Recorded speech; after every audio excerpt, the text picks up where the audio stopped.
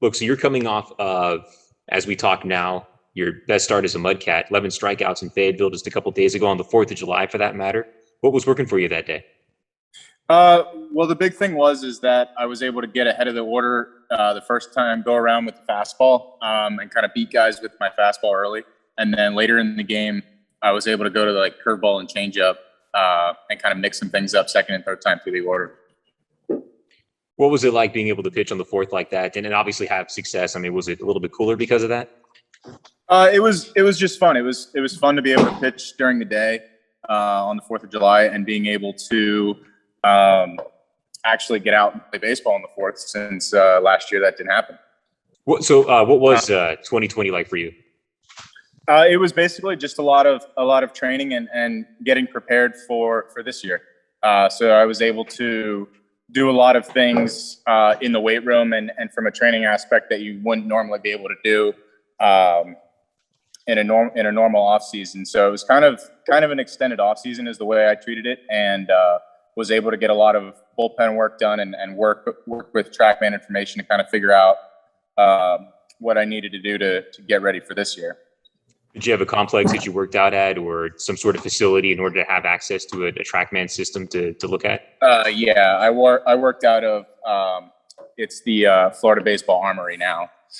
The success of those type of facilities seems like it just continues to grow and grow and grow, and it still kind of seems a little bit new. What are those buildings like? I mean, what is that experience like for maybe fans who don't know, that only see it like in the Pitching Ninja tweets or something along those lines? What is that those facilities? What are they like? Well, what the Armory does from a different perspective that I think they do better than everyone else is, or everyone training facility wise, is that they basically let you understand your strengths of your mechanics and the strengths of your pitches, and then your limitations. And then you work around those certain things to basically figure out what's the best pitcher you can be with your body and with your mechanics and with your stuff. And basically being able to go in there and train towards that goal. So that's kind of the snapshot of what they do. What is it that you've learned from, say, that facility in general, and certainly with Carson Cross and Cam Castro and the Brewers, here in the minor league system now? What have you learned through the TrackMan system about yourself, and what kind of pitcher are you? I think the biggest thing that the TrackMan has enabled me to do is to understand, where my stuff plays and how my stuff plays in the zone. So, for instance, maybe a fastball low and in isn't a good pitch for me, or maybe the changeup doesn't work in a particular location, and I think the TrackMan has really enabled me to lock down and view those things, view where that stuff best plays. And then obviously being able to accurately, represent pitches and bullpens, and then take that into the game and realize, okay, well, maybe we're doing something a little bit different in the game, or maybe we're doing something a little bit different in the bullpen, and then being able to match those two together really helps a lot. Are you happy with how things have gone so far in 2021 with your time here at the Mudcats? Oh yeah, I've enjoyed being in Carolina. That's for sure. I know your family's had a chance to see you pitch a couple of times here at home, right? Yeah. They've been to Five County Stadium a lot.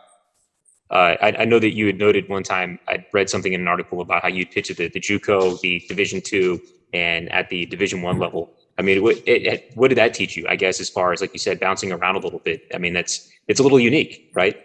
Yeah, no, for sure. I think it's really cool because everybody out of high school wants to go D1, and everyone has that D1 mindset. But once you really get out of that and realize that there's a lot of really good baseball everywhere else as well, and some guys in D2 are D1 talent. Some guys in D3 are D1 talent. And specifically, like in Florida JUCO, my year there was really, really interesting because there was, you have a big mix of kids from everywhere, and you have a lot of draft talent in Florida and a lot of really competitive teams that it was really cool to then follow some of the same guys that I faced that are now, they had since transferred from JUCO to big time D1 programs and stuff like that, where they're making an impact immediately. So it was a really cool environment to just realize that there's a lot of good baseball outside of the D1. I'm glad that you got that experience, and obviously you've taken it here with the Mudcats and into your pro career, and it's working for you. So congrats again on a good start, and appreciate you doing this. Yeah, thank you. Thank you a lot.